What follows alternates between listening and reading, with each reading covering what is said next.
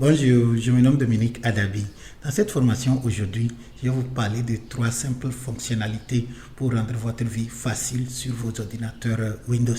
Mais avant de commencer, je vous rappelle, si vous n'êtes pas encore abonné à notre chaîne, de vous abonner et d'activer la cloche de notification afin de ne rater aucune de nos prochaines vidéos.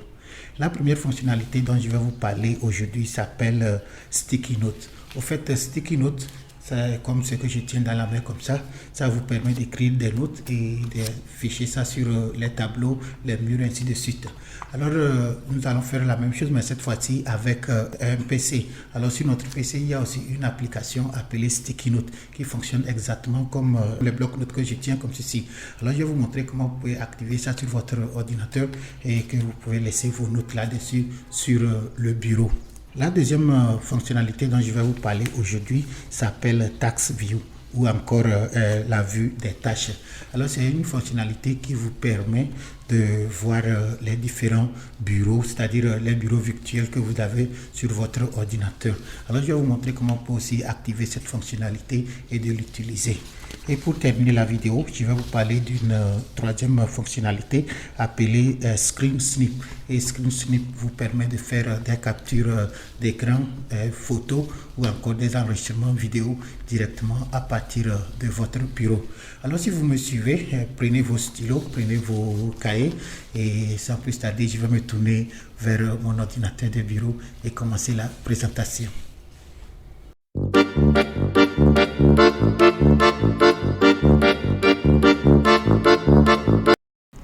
La première fonctionnalité dont je vais vous parler aujourd'hui, c'est Sticky Note.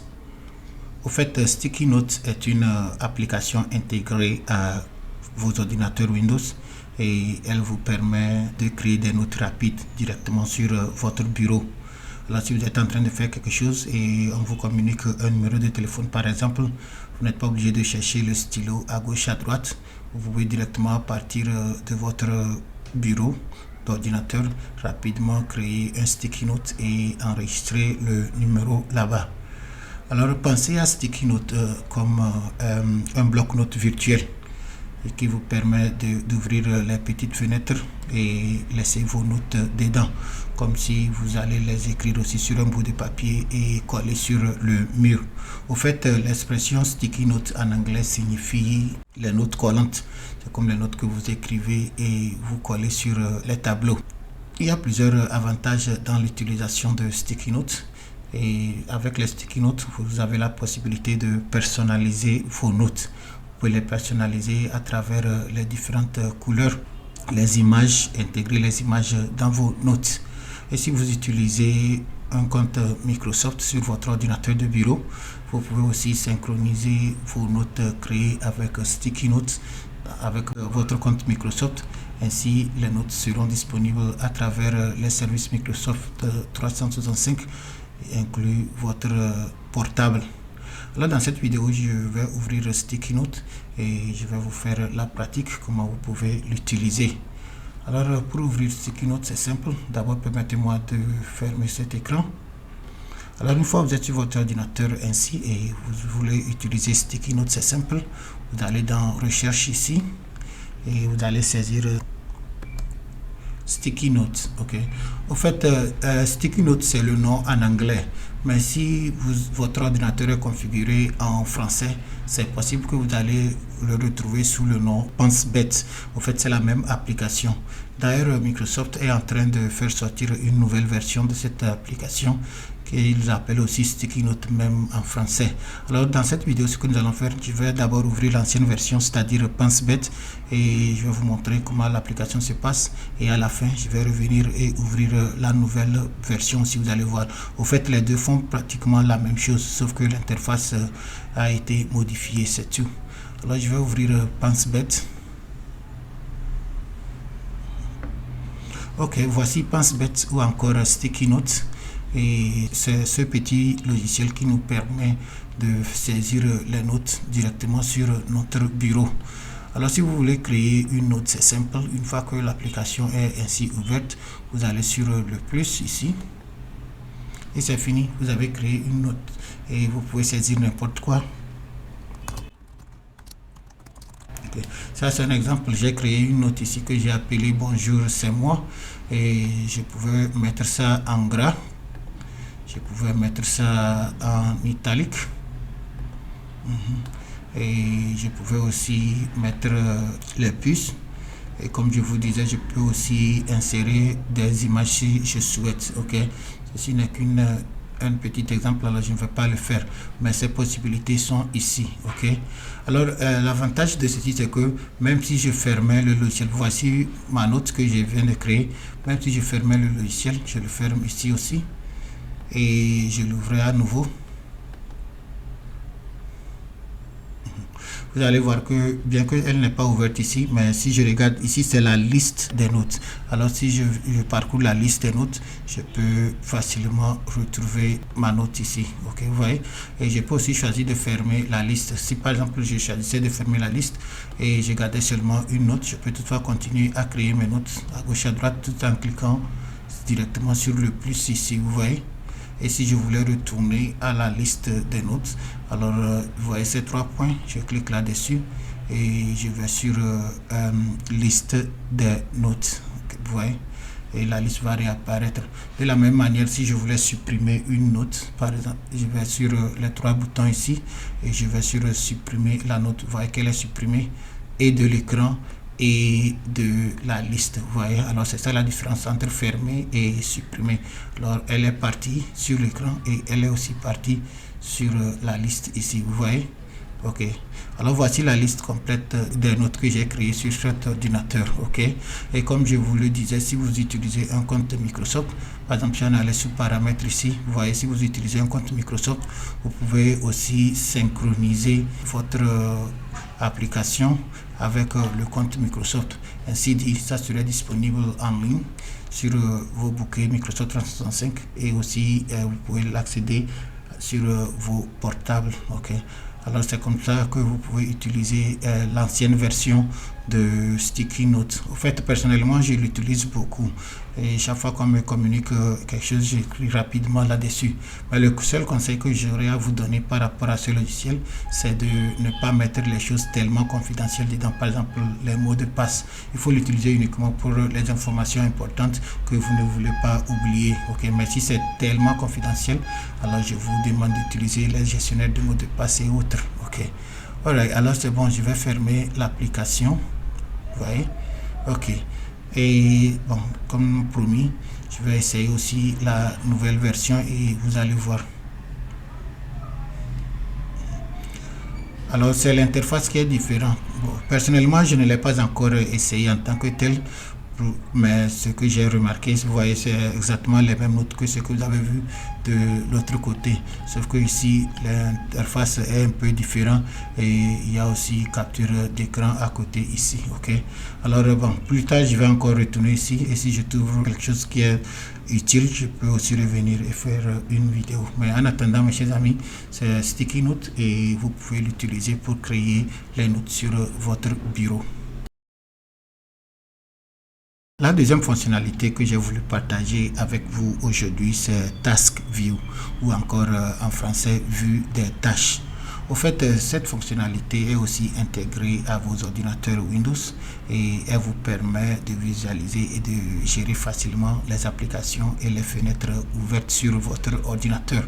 Alors, si vous travaillez sur votre ordinateur, vous avez la possibilité de créer plusieurs bureaux virtuels, ok, et vous pouvez organiser vos activités par rapport. Par exemple, vous pouvez avoir un bureau et vous gardez uniquement les trucs ou bien les applications relatives à votre travail dedans. Et vous pouvez aussi créer un deuxième bureau à côté et vous allez mettre les applications relatives à la famille ou à la maison ou pour autre chose, quoi, ainsi de suite. Alors vous n'allez pas mélanger les applications et quand vous êtes en train de travailler sérieusement, vous voyez que c'est plus facile pour vous de vous concentrer. Alors dans cette vidéo, je vais vous montrer comment vous pouvez d'abord activer Task View ou encore vue des tâches et créer des bureaux virtuels. Et je vais aussi vous montrer comment vous pouvez naviguer entre ces bureaux. Ok, alors pour le faire, permettez-moi d'abord de fermer ceci. Et sur mon écran ici, en regardant, vous allez voir que sur la barre des tâches, c'est-à-dire ici, vous allez voir ceci. Vous voyez cette icône. Si je clique là-dessus, ok, au fait c'est ce que nous appelons Task View, parce que ça nous permet de voir les différentes fenêtres qui sont ouvertes. Vous voyez ce que vous voyez ici, ce sont les fenêtres qui sont ouvertes présentement sur mon ordinateur, et je suis en train de travailler avec ça.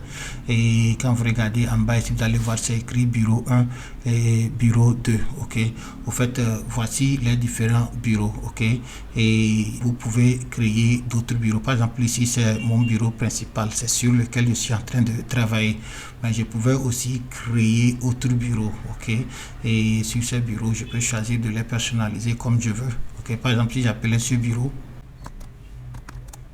travail, vous allez voir que je peux maintenant organiser les applications de travail là-dessus. Et maintenant je peux venir ici créer un deuxième, et maintenant je peux renommer le deuxième bureau ici maison. Et maintenant je peux enregistrer les trucs de la maison sur ce deuxième bureau, c'est tout.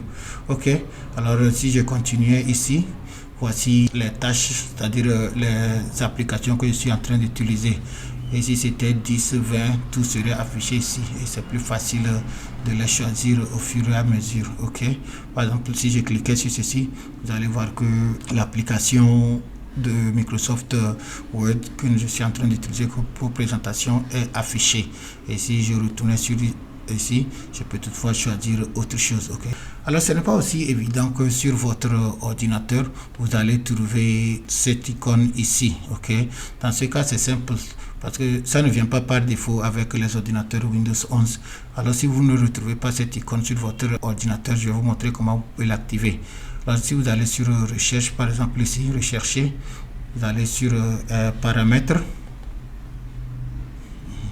et maintenant dans paramètres, maintenant vous pouvez chercher vue de tâche, ou encore contrôler la visibilité du bouton de vue de tâche. Ok, et c'est ça ici. Alors voici le bouton, chez moi ici il est activé. Alors si je l'éteins maintenant, vous allez voir qu'il va disparaître. Voici, il est parti, et je peux le réactiver. Ok, alors c'est ici que vous pouvez venir et décider d'activer ou désactiver le bouton de vue de tâche ici. Ok, la dernière fonctionnalité que j'ai voulu partager avec vous aujourd'hui est Screen Snap, ou encore capture d'écran en français. En fait, c'est une petite fonctionnalité intégrée dans nos ordinateurs Windows qui nous permet de faire des captures d'écran. On peut faire des captures d'écran, c'est-à-dire en photo, ou carrément des enregistrements vidéo. C'est très facile à utiliser. Et pour l'ouvrir, c'est simple. Vous pouvez l'ouvrir en cherchant capture d'écran dans la barre de recherche, ou encore en utilisant le raccourci clavier Windows Shift plus S pour l'ouvrir. Et une fois que le logiciel est ouvert, vous pouvez définir quelle région de votre écran vous voulez capturer. Alors dans cette vidéo, je vais vous montrer rapidement comment on peut l'ouvrir et l'utiliser. Alors si j'allais sur recherche ici, je peux saisir capture. Ok, capture d'écran, et vous allez voir que ça va sortir ici. Alors vous voyez outils capture d'écran, et je clique là-dessus, et voici notre outil. Je peux le réouvrir avec raccourci clavier Windows Shift et puis S. Vous voyez, c'est pratiquement la même chose. Ok, et bon, je vais fermer celui-ci, et nous allons continuer avec celui-ci. Okay. Alors c'est le même logiciel. Quand je vais commencer, je vais aller pour faire capture, vous allez voir la différence, c'est tout. Ok, je vais ouvrir mon navigateur. Ok, bon, je vais utiliser ceci comme exemple pour faire capture d'écran, et vous allez voir. Ok, alors si je retourne dans le logiciel comme ceci, ok, je peux aller sur nouveau. Ok, et maintenant je peux, vous voyez, il y a des options ici. D'abord il y a option photo et option vidéo. Nous allons commencer avec option photo. Alors je peux maintenant décider comment je peux définir la région sur mon écran, et je fais en capture, et vous allez voir que c'est capturé ici. Ok, et avec ceci maintenant je peux soit l'enregistrer ou même l'envoyer directement par courrier si je voulais. Ok, par exemple, si je fais enregistrer, je peux choisir de l'enregistrer quelque part et je l'appelle test. Ok, et je fais enregistrer. Ok, alors si j'allais sur mon ordinateur et je vais sous image, vous allez voir que ce que je viens de capturer se trouve ici comme capture 1. Alors mes amis, c'est comme ça que vous pouvez utiliser cette fonctionnalité sur vos ordinateurs Windows pour faire des captures d'écran rapides. Ok, alors je vais fermer, je ferme aussi ceci. Ok, alors nous voici de retour dans l'application. On avait fait capture d'écran. Maintenant nous allons essayer de faire un enregistrement vidéo avec cette fonctionnalité. Ok, alors si je retourne sur vidéo maintenant et je fais nouveau. Ok, et je peux aussi définir la région que je veux capturer. Une fois encore, je lui dis de capturer tout. Alors vous voyez ici, je peux décider d'activer le micro ou pas, mais comme moi je suis en train de faire déjà un enregistrement pour cette vidéo, alors je ne vais pas activer le micro ici, mais si j'appuie sur démarrer, vous allez voir que l'enregistrement va commencer. Alors je fais démarrer. Alors c'est ça, et tout ce que je suis en train de faire maintenant est enregistré sur mon ordinateur. Et je peux maintenant envoyer ça à quelqu'un. Au fait, l'avantage de ceci, c'est que supposez vous êtes en train d'essayer un logiciel et vous ne vous retrouvez pas. Alors vous pouvez enregistrer les étapes et maintenant envoyer ça à votre technicien et lui, il saura comment vous situer. Alors je peux arrêter l'enregistrement. Ok. Et c'est ça ce que j'ai enregistré. Ça est dans mes dossiers. Alors si je vais par exemple... D'ailleurs, permettez-moi de réduire ceci en attendant. Si j'allais sur mon ordinateur et puis je vais sur vidéo, vous allez voir enregistrement d'écran. Alors si je l'ouvre, ok, voici la vidéo que je viens d'enregistrer. Okay.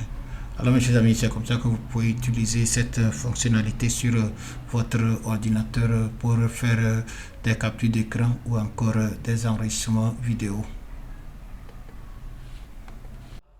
Chers amis, nous voici ainsi arrivés à la fin de notre formation aujourd'hui et j'espère que la façon dont je vous ai expliqué ces trois fonctionnalités pour vous rendre la tâche facile sur vos ordinateurs Windows, vous avez trouvé ceci utile. Si tel est le cas, je vous demande de partager cette vidéo avec vos collègues.